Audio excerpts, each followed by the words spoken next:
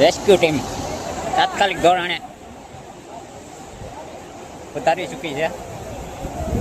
બાકી આમ તમે આગળ સુધી જોવો ને નાય ગાડીઓ ઊભી રાખી દીધી છે આમ.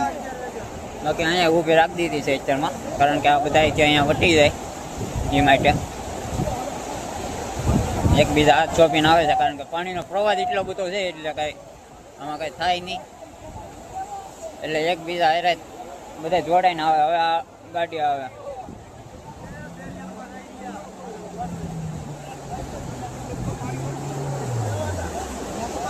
ગાડી આવી ગઈ છે જો.